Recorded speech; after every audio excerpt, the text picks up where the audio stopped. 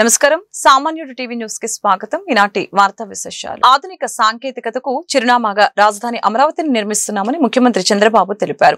10 ఏళ్ల తర్వాత కూడా టెక్నాలజీలో ఎవరు అందుకోలేని భవిష్యత్తు నగరంగా రాజధాని ఉండేలాగా ప్రణాళికలు రూపొందిస్తున్నామని చెప్పారు. విజయవాడలో ఫిక్కీ ఆధ్వర్యంలో నిర్వహిస్తున్న జాతీయ కార్యనిర్వాహక సమావేశంలో చంద్రబాబు ప్రసంగించారు. దేశ పురోగతిలో ఐటీ కీలక పాత్ర పోషిస్తుందని చెప్పారు. టెక్నాలజీని ముందుకు తీసుకువెళ్లడంలో ఐటీ అభివృద్ధి ఎంతగానో ఉపయోగపడుతుందని చెప్పారు. రానున్న రోజుల్లో సాంకేతిక పరిజ్ఞానంతో వివిధ రకాల డ్రోన్స్ మానవాళికి అనేక రకాలైన సేవలు అందుబాటులోకి తెస్తాయని వెల్లడించారు. సాంకేతికత జీవితంలో ఒక భాగంగా మారుతుందని చెప్పారు. డ్రోన్ల సాయంతో రాత్రి సమయంలో పోలీసులు పెట్రోలింగ్ చేస్తున్నారని అన్నారు. ఏఐ నాలెడ్జ్ తో ఎన్నో అద్భుతాలు సృష్టిస్తున్నామని వెల్లడించారు. ప్రధాని మోదీ వికసిత్ భారత్ లక్ష్యానికి అనుగుణంగా స్వర్ణాంధ్రప్రదేశ్ విజన్ లక్ష్యం నిర్దేశించుకున్నామని అన్నారు. రాబోయే రోజుల్లో అమరావతిలో మంచి అవకాశాలు రానున్నాయని తెలిపారు. హైదరాబాద్ ఏ విధంగా అభివృద్ధి జరిగిందో ఇంకా కొత్త తరహాలో అమరావతిని అభివృద్ధి చేస్తామని చంద్రబాబు వెల్లడించారు. What I am conceiving by 2047 Andhra Pradesh will be number 1 state. You call any parameters, it will be the best state. We are building now. I got 2 opportunities to build capitals. Hyderabad, I built Cyberabad. Hyderabad, Secunderabad, I added Cyberabad. That was inaugurated by Bill Clinton, the then President of America. Today I am building Amaravati, one of the most beautiful. After retirement you have to come here and settle here so that your expectancy of life will increase. Why I am saying it is a green city. One of the Hyderabad was a brownfield city. It is a greenfield city. Roads, greenery, water, green energy, and also all utilities in a duct, even district cooling. Wherever there is a new concept, no need to go to there. You come here in Amaravati, all technologies we are going to integrate and build a futuristic city. Nobody can beat us after 100 years. That is how we are visualizing. We are going to build that city. Red book పేరు వింటే YCP నేతలకు గుండెపోటు వస్తుందని మంత్రి లోకేష్ ఎద్దేవా చేశారు. కృష్ణా జిల్లా మచిలీపట్నం విచ్చేసిన లోకేష్ కు మంత్రులు కొల్లు రవీంద్ర, వాసంశెట్టి సుభాష్, ఎంపీ బాలశౌరి, ఎమ్మెల్యేలు బోడే ప్రసాద్, వర్ణ కుమార్ రాజా, వెనిగండ్ల రాము, కాగిత కృష్ణ ప్రసాద్, టీడీపీ శ్రేణులు ఘన స్వాగతం పలికారు. తెలుగు మహిళలు హారతి ఇచ్చారు. తల్లికి వందనం అమలు చేసినందుకు సంతోషంగా ఉందని మహిళలు ధన్యవాదాలు తెలిపారు. పిల్లలను చదివించేందుకు ఏ తల్లి ఇబ్బంది పడకూడదని తల్లికి వందనం అమలు చేశామని లోకేష్ తెలిపారు. వైసీపీ నేతలు మహిళల్ని కించపరిచేలాగా ఎలా మాట్లాడారో చూశామని అన్నారు. కూటమి ప్రభుత్వంలో మహిళల్ని గౌరవించే పరిస్థితి ఉంటుందని తెలియజేశారు. త్వరలో పాఠశాలలో పేరెంట్స్ టీచర్స్ మీటింగ్ పెడతామని చెప్పారు. సమాజంలో మార్పు రావాలి, మహిళలతో మాట్లాడే విధానం మారాలని అన్నారు. చట్టాలు డబ్బులతో ఆ మార్పు రాదు. బ్రాహ్మణి సహకారం లేకపోతే తాను ఏం చేయలేనని అన్నారు. తన తల్లి త్యాగం చేయకపోతే చంద్రబాబు రాష్ట్రానికి సేవ చేయలేరని అన్నారు. మహిళలకి గౌరవం పెరిగేలాగా ఈ ప్రభుత్వం చర్యలు చేపడుతుందని లోకేష్ స్పష్టం చేశారు.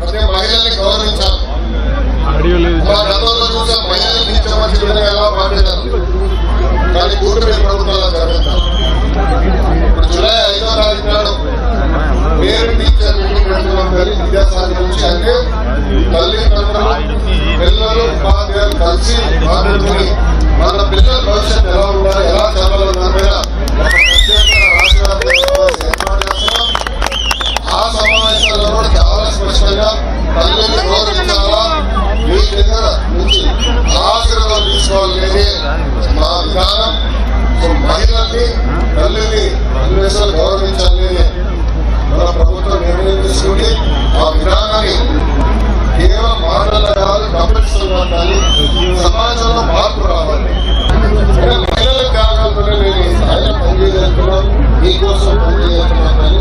అంతర్జాతీయ మాదక ద్రవ్యాల దుర్వినియోగం, అక్రమ రవాణా వ్యతిరేక దినోత్సవం సందర్భంగా గురువారం గుంటూరులో జరగబోయే వాక్థాన్ కార్యక్రమానికి ముఖ్య అతిథిగా రాష్ట్ర ముఖ్యమంత్రి నారా చంద్రబాబు నాయుడు వస్తున్నారని రాష్ట్ర హోంమంత్రి అనిత తెలిపారు. సీఎం పర్యటన నేపథ్యంలో బుధవారం గుంటూరులో ఏర్పాట్లను రాష్ట్ర హోంమంత్రి వంగలపూడి అనిత పరిశీలించారు. ఈ సందర్భంగా ఆమె మీడియాతో మాట్లాడారు. స్ట్రీ కన్వెన్షన్ లో యువత, విద్యార్థులతో మాదక ద్రవ్యాల వినియోగంపై జరిగే నష్టాల గురించి సమావేశం జరుగుతుందని తెలిపారు. కూటమి ప్రభుత్వం గంజాయిపై ఉక్కుపాదం మోపుతుందని తెలిపారు. ఈ దిశగా ఈగిల్ టీం ఏర్పాటు చేసి గంజాయి రవాణా వాడకం అడ్డుకుంటామని తెలిపారు. సమావేశంలో గుంటూరు పశ్చిమ తూర్పు ఎమ్మెల్యేలు గల్లా మాధవి, మహమ్మద్ నజీర్, గుంటూరు జిల్లా ఎస్పీ సతీష్ కుమార్ పాల్గొన్నారు. గౌరవ ముఖ్యమంత్రి వర్యులు నారా చంద్రబాబు నాయుడు గారు రేపు అదేవిధంగా ఎల్లుండ 26th and 27th కూడా గుంటూరులోని ప్రోగ్రామ్స్ ఉన్నాయి. ఆ ప్రోగ్రామ్ గురించి ఒకసారి చెక్ చేసుకుందామని చెప్పి ప్రోగ్రామ్ షెడ్యూల్ గురించి అదేవిధంగా లోకల్ నాయకులతోని అధికారులతోని మాట్లాడడానికని ఇక్కడికి రావడం జరిగింది. రేపు మనకి యాంటీ నార్కోటిక్ డే, దానికి సంబంధించి ఈరోజు ప్రోగ్రామ్ ఒకటి ర్యాలీ చేయడానికి, అదేవిధంగా ఇక్కడ విద్యార్థులతోని ఒక మీటింగ్ ఏర్పాటు చేసుకోవడానికి, ఒక ముఖాముఖి ఏర్పాటు చేసుకోవడానికి కూడా గౌరవ ముఖ్యమంత్రి గారు రేపు వస్తున్నారు. మీ అందరికీ తెలుసు, ఈ గవర్నమెంట్ వచ్చిన తర్వాత, ఎన్డీఏ కూటమి వచ్చిన తర్వాత ప్రత్యేకంగా గాంజా మీద ఉక్కుపాదం మోపడానికి, అదేవిధంగా డ్రగ్స్ను నిర్మూలించడానికి, డ్రగ్స్ రహిత ఆంధ్రప్రదేశ్గా మార్చడానికి ఇనిషియేషన్ తీసుకొని ఈగల్ స్థాపించడం, ఈగల్ ద్వారా ఈరోజు కొన్ని లక్షల కేజీల గాంజాని కూడా స్వాధీనపరచుకోవడం, అదేవిధంగా మ్యాక్సిమం క్రాప్ కూడా, గాంజా క్రాప్ కూడా ఆంధ్రప్రదేశ్లో ఎక్కడ కూడా లేకుండా చేయడానికి కృషి చేయటం, ఇవన్నీ కూడా జరిగినాయి. దీని నేపథ్యంలో ఈరోజు ఈ యాంటీ నార్కోటిక్ డేకి సంబంధించి ఒక ఉన్నతమైన స్థానం ఉంది. దానికి సంబంధించి దేశవ్యాప్తంగా జరగబోయే ఈ కార్యక్రమానికి రేపు సీఎం గారు ఇక్కడ ప్రారంభించడం, మిగతా జిల్లాల్లోని కూడా సంబంధిత ర్యాలీలు కూడా ఏర్పాటు చేసుకోవడం, మీటింగ్లు కూడా ఏర్పాటు చేసుకుని, అవేర్నెస్ క్యాంప్స్ కూడా ఏర్పాటు చేసుకోవడం జరుగుతుంది.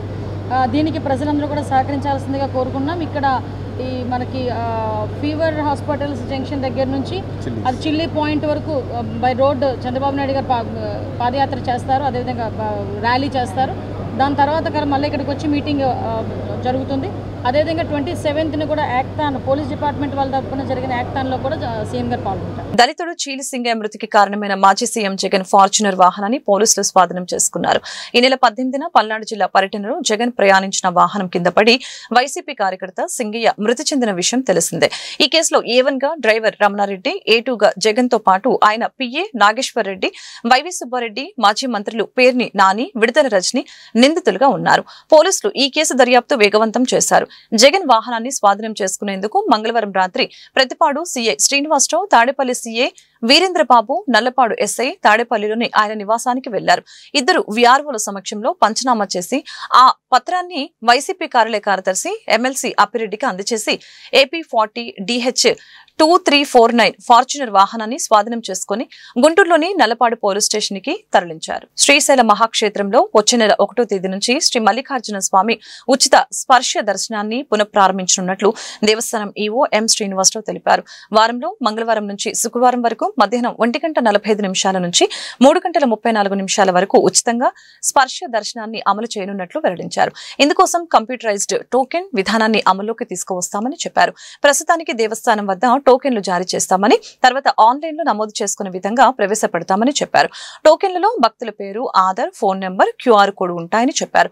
అవకాశాన్ని బట్టి రోజు 1000 నుంచి 1200 మందికి ఉచిత స్పర్శ దర్శనం కల్పిస్తామని భావిస్తున్నట్లు తెలిపారు. మహాశివరాత్రి, బ్రహ్మోత్సవాలు, ఉగాది, దసరా ఉత్సవాలు, శ్రావణ, కార్తీక మాసాలు, ప్రభుత్వ సెలవు దినాల్లో ఈ దర్శనం ఉండదని తెలిపారు. పల్నాడు జిల్లా రెంటపాల పర్యటనలో సింగయ్య మృతి జగన్ లో ఉన్న క్రూరత్వానికి నిదర్శనమని మంత్రి నిమ్మల రామానాయుడు ఆక్షేపించారు. పరామర్శ పేరుతో జగన్ శాంతి భద్రతలకి విఘాటం కల్పిస్తూ హింసను ప్రేరేపిస్తున్నారని మండిపడ్డారు. తన సొంత పార్టీ కార్యకర్తల ప్రాణాలంటే జగన్ కి లెక్కలేదని చెప్పారు. భద్రత కావాల్సింది జగన్ కు కాదని, జగన్ నుంచి ప్రజలకు భద్రత కావాలని తెలిపారు. దురదృష్టవశాత్తు ఈ రాష్ట్రానికి ఒక ముఖ్యమంత్రిగా పనిచేసిన వ్యక్తి, ఈ యొక్క రాష్ట్రంలో ఒక రాజకీయ పార్టీకి అధ్యక్షుడిగా ఉంటూ పార్టీని నడుపుతున్నటువంటి వ్యక్తి తీరు చూస్తూ ఉంటే దారుణంగా హింసను ప్రేరేపించేటువంటి విధంగా, ప్రజాస్వామ్యానికే విఘాతం కలిగించేటువంటి విధంగా, తన సొంత పార్టీ కార్యకర్తల ప్రాణాలే గాలిలో కలిసిపోయేటువంటి విధంగా జగన్మోహన్ రెడ్డి గారు వ్యవహరిస్తున్నటువంటి తీరు నిజంగా చాలా ఆక్షేపణగా ఉన్నటువంటి పరిస్థితి. సంవత్సరం దాటిన తర్వాత ఈయన పరామర్శ పేరు చెప్పి తన దండయాత్రను మరొక బల ప్రదర్శనగా చేసినటువంటి పరిస్థితి. మరి రేపు 29 అధికారంలోకి వచ్చిన తర్వాత రప్ప అంటూ ఒక్కొక్కడి తల నరుకుతామని ప్లే కార్డులకి పెట్టి ఏ రకంగా రెచ్చగొట్టేటువంటి విధంగా, అంటే పరామర్శకి వెళ్ళేటువంటి వ్యక్తి ఏ రకమైనటువంటి దృక్పథంతో ధోరణితో వెళ్ళాడనేది మనందరం కూడా క్లియర్గా చూస్తాం. ఎంత క్రూరత్వం జగన్మోహన్ రెడ్డిలో ఉందో ఈ ఒక్క సంఘటనే మనకందరికీ కూడా ఉదాహరణ అనే విషయాన్ని సందర్భంగా తెలియజేసుకుంటూ, మరి ఇటువంటి వ్యక్తి రాజకీయాల్లో కానీ ప్రజాస్వామ్యంలో ఉండడానికి కానీ అర్హత లేదు అనే విషయాన్ని కూడా మీ ద్వారా అందరికి కూడా మరి తెలియజేసుకుంటూ ఉన్నాం. ప్రజాభిప్రాయానికి వ్యతిరేకంగా గుంటూరు శంకర్ విలాస్ ఫ్లైఓవర్ బ్రిడ్జ్ నిర్మాణం జరుగుతుందని బెటర్ Shankar Vilas flyover JAC convener Bharavi, Bellamkonda Srinivasa Rao, Mallikarjuna Rao ఆరోపించారు. ఇదే విషయాన్ని గురువారం గుంటూరుకి వస్తున్న సీఎం చంద్రబాబు దృష్టికి తీసుకువెళ్తామని ప్రకటించారు. బుధవారం గుంటూరులో ఏర్పాటు చేసిన మీడియా సమావేశంలో వారు మాట్లాడారు. సేతు బంధన్ పథకం శంకర్ విలాస్ బ్రిడ్జికి సరికాదని చెప్పారు. గుంటూరు నగరవాసుల ఆకాంక్షల మేరకు ఐకానిక్ ఫ్లైఓవర్ బ్రిడ్జి నిర్మించాలని, అలాగనే బ్రిడ్జి రెండు వైపులా ఆర్యూబీలు ఏర్పాటు చేయాలని అన్నారు. ఇదేమి పట్టించుకోకుండా ప్రజా ప్రతినిధులు, అధికారులు contempt of court, violence of లాకు పాల్పడుతున్నారని విమర్శించారు. కేంద్ర సహాయ మంత్రి పెమ్మసాని చంద్రశేఖర్ అత్యుత్సాహంతోనే ఈ బ్రిడ్జి నిర్మాణం హడావుడిగా జరుగుతుందని ఆరోపించారు. అసలు ఈ బ్రిడ్జి నిర్మాణంపై ప్రజల్లో అనేక అనుమానాలు ఉన్నాయని, వీటిని నివృత్తి చేయవలసిన బాధ్యత ప్రభుత్వంపై ఉందని చెప్పారు. స్థలాలు కోల్పోయిన వారికి ఇంతవరకు పరిహారం అందలేదని, వ్యాపారులను భయపెట్టేందుకు ఈ బ్రిడ్జి నిర్మాణం ప్రారంభించారని పేర్కొన్నారు. ఈ విషయంలో అధికారులు చేస్తున్న ప్రకటనలకి, ప్రజా ప్రతినిధులు చెబుతున్న మాటలకి అసలు పొంతన లేదని వివరించారు. ఈ సమావేశంలో జేఏసీ నేతలు సదాశివరావు, కార్తిక్, అవధానుల హరి తదితరులు పాల్గొన్నారు. మంచి ఫ్లైఓవర్ కడితే ప్రజలకి ఒక 100 ఏళ్లకు సరిపడేటట్టు ఉపయోగపడుతుంది. ఇప్పుడు కట్టబోతున్నటువంటి బ్రిడ్జి కరెక్ట్ కాదని చెప్పి అనేక విజ్ఞప్తులు ఇప్పటికే చేసింది. కానీ ఇవన్నీ పక్కన పెట్టి వాళ్ళ ప్రభుత్వం, జిల్లా అధికారులు, ప్రజాప్రతినిధులు Shankar Vilas flyover work start చేసి ఏసీ కాలేజీ వైపు పని మొదలెట్టిన నేపథ్యంలో మళ్ళీ మీ అందరి ముందుకు రావడం జరిగింది. ముఖ్యమైన కొన్ని అంశాలు మీడియా ద్వారా రేపు గౌరవ ముఖ్యమంత్రి శ్రీ నారా చంద్రబాబు నాయుడు గారు కూడా గుంటూరు వస్తున్నారు.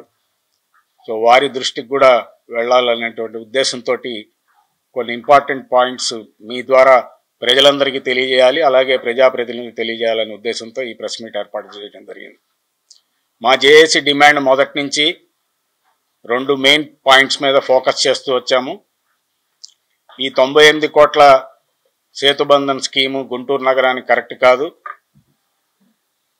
ఇది రైల్వే క్రాసింగ్స్ ఉన్నటువంటి హైవేస్ దగ్గర రూరల్ ఏరియాస్లో కట్టేటువంటి స్కీము. ఈ నగరానికి వర్తించి ఆ తక్కువ అమౌంట్ తోటి బ్రిడ్జి కట్టాల్సిన నేపథ్యంలో మొత్తం డిజైన్ని, ప్లాన్ని కుదించేసేటువంటి నేపథ్యం కరెక్ట్ కాదు.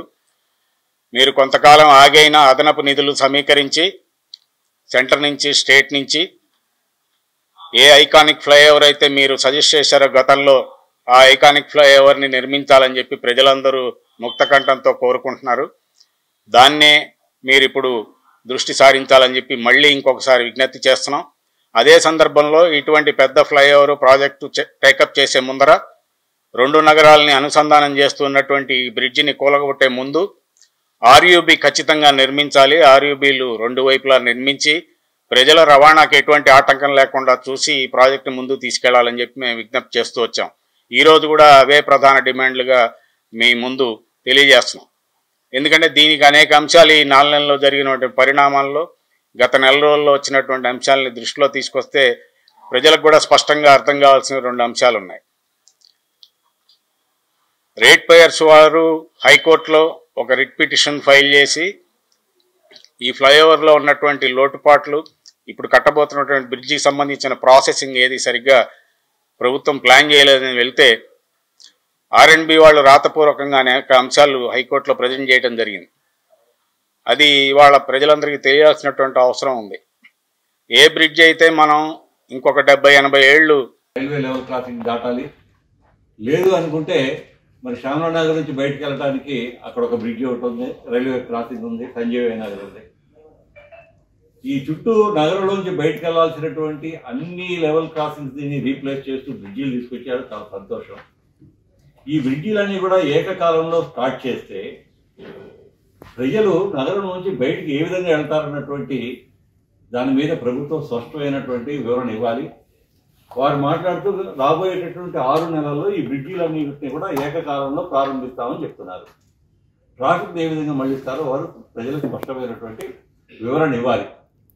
ఇప్పటికే నగర అవసరాల మీద, నగర ట్రాఫిక్ మీద సరైనటువంటి అవగాహన లేనటువంటి కొంతమంది అధికారులు ఇచ్చినటువంటి నివేదికను ఆధారంగా చేసుకుని ఈరోజు శంకర్లాస్ బ్రిడ్జిని కూలదొచ్చి ఆ ప్లేస్లో బహుళ ప్రయోజనాలు సాధించవలసినటువంటి పద్ధతిలో నిర్మించాల్సిన ప్రాజెక్టుని కుదించి మీరు ఒక ప్రాజెక్టు నిర్మిస్తా ఒక తప్పు చేయబోతా ఉన్నారు. ఇది ఖచ్చితంగా గుంటూరు చరిత్రలో మీరు ఒక అప్రతిష్టని మూట కట్టుకున్నటువంటి వ్యక్తులు అవుతారనడంలో ఎటువంటి సందేహం లేదు. అలాగే మరి ఈరోజు నంది వెలుగు బ్రిడ్జి 2014-19లో మీరు ప్రారంభించి అప్పటి ప్రభుత్వ హాయంలో కాంట్రాక్టుకు చెల్లించాల్సినటువంటి 10 కోట్ల రూపాయలు మీరు చెల్లించకుండా వెళ్ళిపోతే ఆ తదుపరి వచ్చినటువంటి ప్రభుత్వం కూడా ఆ కాంట్రాక్టర్ బిల్లులు చెల్లించకుండా దాన్ని పక్కన పడేస్తే ఈరోజు ఆ నంది వెలుగు బ్రిడ్జికి సంబంధించి ఆ ప్రాంత ప్రజలు ఏ విధమైనటువంటి నరకాన్ని అనుభవిస్తున్నారో మనం చూస్తున్నాం. మరి మీరు 120 అడుగుల విస్తీర్ణంతో మీరు ల్యాండ్ అక్వైర్ చేసి ప్రారంభించాల్సినటువంటి శంకులాస్. మాజీ సీఎం జగన్ తో సహా పలువురు వైసీపీ నేతలు హైకోర్టులో క్వాష్ పిటిషన్ దాఖలు చేశారు. జగన్ రెండపాల పర్యటనలో సింగయ్య అనే వ్యక్తి మృతి చెందిన విషయం తెలిసిందే. దీనిపై పోలీసులు కేసు నమోదు చేశారు. జగన్ తో పాటు ఆయన car driver Ramana Reddy, PA Nageswara Reddy, YCP నేతలు వైవి సుబ్బారెడ్డి, పేర్ని నాని, పిడతల రజనిని నిందితులుగా చేర్చారు. ఈ నేపథ్యంలో వారంతా హైకోర్టులో క్వాష్ పిటిషన్ వేశారు. దీనిపై గురువారం విచారణ చేపడతామని ఉన్నత న్యాయస్థానం తెలిపింది. సాగు భూమిని వైసీపీ నేతలు ఆక్రమించి ఇబ్బందులకి గురి చేస్తున్నారంటూ ఓ జవాన్ ఆవేదన వ్యక్తం చేశారు. అనంతపురం జిల్లా బెలుగుప్పకు చెందిన యేసు నాయక్ సిఆర్పీఎఫ్ లో విధులు నిర్వహిస్తున్నారు. తన తండ్రి లక్ష్మణ నాయక్ 40 ఏళ్లుగా సాగు చేస్తున్న భూమిని వైసీపీ నాయకులు ఆక్రమించారంటూ యేసు నాయక్ వాపోయారు. ఈ విషయాన్ని అధికారుల దృష్టికి తీసుకువెళ్లడంతో తన తల్లి నాగుబాయ్ పేరు మీద పట్టా ఇవ్వాలని ఆదేశించారని అన్నారు. గ్రామ సభలో వైసీపీ సర్పంచ్ సంతకం చేయకుండా లంచం అడగటంతో మనస్తాపానికి గురై తన తండ్రి మృతి చెందాడని తెలిపారు. కూటమి ప్రభుత్వం తమ భూ సమస్యని పరిష్కరించాలని కోరుతూ సెల్ఫీ వీడియోను విడుదల చేశారు. నాన్న దాదాపుగా 40 సంవత్సరాలుగా సర్వే నంబర్ 555 భూమిని సాగు చేస్తాను సార్. ఆ భూమి మొన్న 2019లో వైఎస్ఆర్ పార్టీ వచ్చినప్పుడు మా భూమిని పార్టీ ద్వారా మా భూమిని లాక్కోవడం జరిగింది. మా డాడీ 40 ఏళ్ళుగా టీడీపీలోనే ఉన్నాడు కాబట్టి మీ టీడీపీ ప్రభుత్వం పోయింది, మీరు భూమి చేయడానికి వీలేదని చెప్పి లాక్కోవడం జరిగింది. మా ఊరు ప్రెసిడెంట్ వైఎస్ఆర్సీపీ వాళ్ళు ఉన్నారు. ఆ ప్రెసిడెంట్ గారు సంతకం చేయమంటే చేయట్లేదు. 2019లో తీసేసిన మా భూమిని 4 ఏళ్లుగా పోరాడాడు మా నాన్న. ఆ భూమి రాకపోయినకి ఆ బాధతో మా నాన్నకి హార్ట్ అటాక్ వచ్చి చనిపోవడం జరిగింది. మున్సిపల్ ఇంజనీరింగ్ కార్మికుల జీతాలను జీవో నెంబర్ 36 ప్రకారం తక్షణమే పెంచాలని గుంటూరు జిల్లా municipal employees and workers union జిల్లా కార్యదర్శి ముత్యాలరావు, ఇంజనీరింగ్ విభాగం కమిటీ జిల్లా కన్వీనర్ పి శ్రీనివాసరావు డిమాండ్ చేశారు. అవుట్ సోర్సింగ్ కార్మికులందరికీ రాష్ట్ర ప్రభుత్వం అమలు చేసే సంక్షేమ పథకాలు వర్తింపచేయాలని విజ్ఞప్తి చేశారు. గుంటూరు జిల్లా municipal employees and workers union ఆధ్వర్యంలో గుంటూరు కార్పొరేషన్ కార్యాలయం వద్ద బుధవారం ధర్నా కార్యక్రమం జరిగింది. ఈ సందర్భంగా వారు మీడియాతో మాట్లాడారు. ఇంజనీరింగ్ కార్మికుల సమస్యల పట్ల పాలకులు నిర్లక్ష్యంగా వ్యవహరిస్తున్నారని ఆరోపించారు. అలాగనే రిటైర్మెంట్ బెనిఫిట్స్ అమలు చేయాలని అన్నారు. జూలై 4వ తేదీన విజయవాడలో మున్సిపల్ కార్మికుల సభ జరుగుతుందని, ఆ సభలో నిరవధిక సమ్మెకు వెళ్లే తేదీ ప్రకటిస్తామని చెప్పారు. ఇంజనీరింగ్ కార్మికులకు మద్దతుగా పారిశుద్ధ్య కార్మికులు కూడా ఈ సమ్మెలో పాల్గొంటారని ప్రకటించారు. కూటమి ప్రభుత్వం ఏడాది పాలన పూర్తయిన వీఆర్ఏల సమస్యల్ని ఏ ఒక్కటి పరిష్కరించలేదని ఏపీ గ్రామ రెవెన్యూ సహాయకుల సంఘం జిల్లా గౌరవ అధ్యక్షులు బి లక్ష్మణరావు ఆరోపించారు. యువగలం పాదయాత్రలో నారా లోకేష్ ఇచ్చిన హామీలను తక్షణమే అమలు చేయాలని అన్నారు. గ్రామ రెవెన్యూ సహాయకుల సమస్యల పరిష్కారం కోసం గుంటూరు జిల్లా కలెక్టరేట్ వద్ద బుధవారం ధర్నా కార్యక్రమం జరిగింది. అనంతరం డిఆర్ఓ కాజావలికి వారు వినతి పత్రం అందజేశారు. ఈ సందర్భంగా లక్ష్మణరావు మాట్లాడారు. వీఆర్ఏలకు పే స్కేల్ ప్రకారం వేతనాలు ఇవ్వాలని డిమాండ్ చేశారు. ఖాళీగా ఉన్న వీఆర్ఓ, అటెండర్, వాచ్మెన్ పోస్టుల్ని వీఆర్ఏలతో భర్తీ చేయాలని చెప్పారు. లేని పక్షంలో ఉద్యమాన్ని ఉధృతం చేస్తామని హెచ్చరించారు. కార్యక్రమంలో నాయకులు బొక్క సాంబశివరావు, షేక్ కరీమున్నీసా, షేక్ ఆదాం, షఫీ, ఎన్ రామారావు, హనుమంతరావు, ప్రతాప్, పాండు, రాజేష్, రవి, వెంకయ్య తదితరులు పాల్గొన్నారు. వైసీపీ విస్తృత స్థాయి సమావేశంలో ఆ పార్టీ అధినేత వైఎస్ జగన్మోహన్ రెడ్డి కీలక నిర్ణయం తీసుకున్నారు. ఎన్నికల టైంలో చంద్రబాబు ఇచ్చిన హామీలు అమలు చేయకపోవడాన్ని ప్రజల్లో ఎండకడుతూ రీకాలింగ్ చంద్రబాబు మేనిఫెస్టో పేరుతో 5 వారాల పాటు కార్యక్రమం జరపాలని నిర్ణయించారు. ఇందుకు సంబంధించిన క్యూఆర్ కోడ్ ని ఆయన ఆవిష్కరించారు. ఇంటింటికి దాన్ని చేర్చేలాగా కార్యక్రమం ప్రారంభించారు.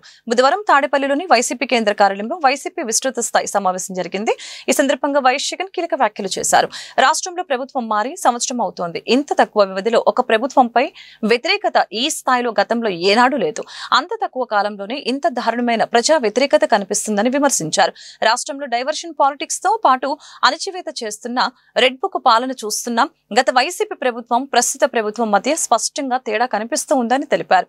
మన 5 ఏళ్ల పాలనలో వివక్ష లేకుండా పథకాలు అందించాం, పార్టీ చూడకుండా మంచి చేశామని వివరించారు. మొన్న నేను మాట్లాడిన ప్రసంగం, ఈ 2 గంటల ప్రసంగంలో ఈ పార్టీకి సంబంధించి అంటే ఈ మేనిఫెస్టోకి సంబంధించి చంద్రబాబు నాయుడు గతంలో ఎన్నికలప్పుడు ఏం చెప్పినాడు, ఆయన అన్న మాటలు, నేనన్న మాటలు కాదు, ఆయన అన్న మాటలు ప్లే చేసి ఆయన అప్పుడు ఏమన్నాడు, ఆయన అన్న ఆ మాటల ప్రకారం ఆ మేనిఫెస్టోలో ప్రతి పథకం కూడా ఎక్స్ప్లెయిన్ చేస్తూ తల్లికి వందనం దగ్గర నుంచి, అన్నదాత సుఖీభవ దగ్గర నుంచి, నిరుద్యోగ భృతి దగ్గర నుంచి, ఇంకా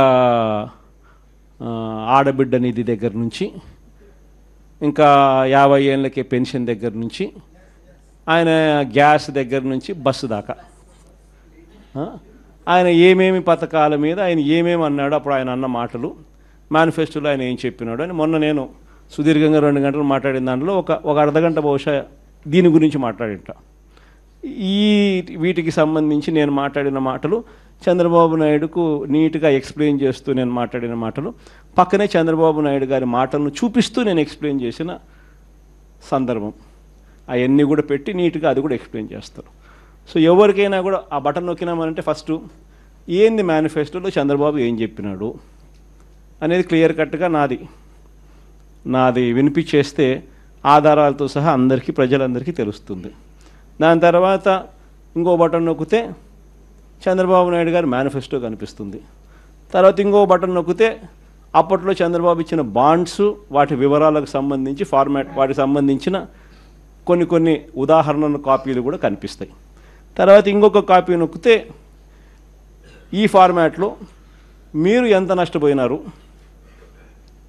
లాస్ట్ ఇయర్ ఎంత నష్టపోయినారు, ఈ సంవత్సరం ఎంత నష్టపోతున్నారు, వీటికి సంబంధించిన వివరాలు మీరు రాసి రెడీగా అడిగేదానికి సిద్ధంగా ఉండేదానికి ఉండే కాపీలు ఇవన్నీ రెడీగా ఉంటాయి. కార్యక్రమం ఎక్స్ప్లెయిన్ చేస్తూ ఇవన్నీ కూడా ప్రజలకు బేసిక్లీ ఏంటంటే ప్రజలకు వాళ్ళ చేతిలో పెడతా ఉన్నాం. మీకు ఈ మేనిఫెస్టో వల్ల చంద్రబాబు నాయుడు ఎంత బాకీ ఉన్నాడో మీరు లెక్కలు కట్టండి. కట్టిన తర్వాత ఈ కార్యక్రమంలో మీరు ఎంత నష్టపోయినారో తెలుసుకోండి. తెలుసుకున్న తర్వాత మీరు గట్టిగా నిలదీయండి అని చెప్పి గట్టిగా అడుగుతాం. జిల్లా కాంగ్రెస్ పార్టీ విస్తృత స్థాయి కార్యకర్తల సమావేశంలో ఏపీసీసీ అధ్యక్షురాలు వైఎస్ షర్మిలారెడ్డి పాల్గొన్నారు. ఏపీసీసీ అధ్యక్షురాలు వైఎస్ షర్మిలారెడ్డి మాట్లాడుతూ జిల్లాలో కాంగ్రెస్ పార్టీ బలోపేతం కోసం నాయకులు కార్యకర్తలతో సమావేశం ఏర్పాటు చేశామని తెలిపారు. రానున్న రోజుల్లో కాంగ్రెస్ పార్టీని ప్రజల్లోకి తీసుకువెళ్లేందుకు ఈ కార్యక్రమం చేపట్టినట్లు తెలిపారు. చంద్రబాబు ఇచ్చిన హామీలు ఏ ఒక్కటి కూడా పూర్తిగా అమలు చేయడం లేదని మండిపడ్డారు. ఉచిత బస్సు పథకాన్ని పొడిగిస్తూ ప్రజలను ఊరిస్తున్నారని, ఎన్నికలకు ముందు P4 పథకం అమలు చేస్తామని చెప్పలేదని అన్నారు. అలాగని 50 సంవత్సరాలు దాటిన ఎస్సీ, ఎస్టీ, బీసీ మహిళలకు పింఛన్లు ఇస్తామని పట్టించుకోవటం లేదని అన్నారు. ఫీజు రీయింబర్స్మెంట్ 4300 కోట్లు బకాయిలు పెట్టి ఇంతవరకు ఎందుకు ఇవ్వటం లేదని సందర్భంగా ప్రశ్నించారు. బీజేపీ పార్టీకి కూటమి నేతలు తొత్తులుగా మారారని మండిపడ్డారు. బీజేపీ విభజన హామీలను నెరవేర్చలేదని మండిపడ్డారు. రాష్ట్రానికి మేలు జరగాలంటే ఒక్క కాంగ్రెస్ పార్టీ వల్లనే సాధ్యమవుతుందని ఈ సందర్భంగా తెలిపారు.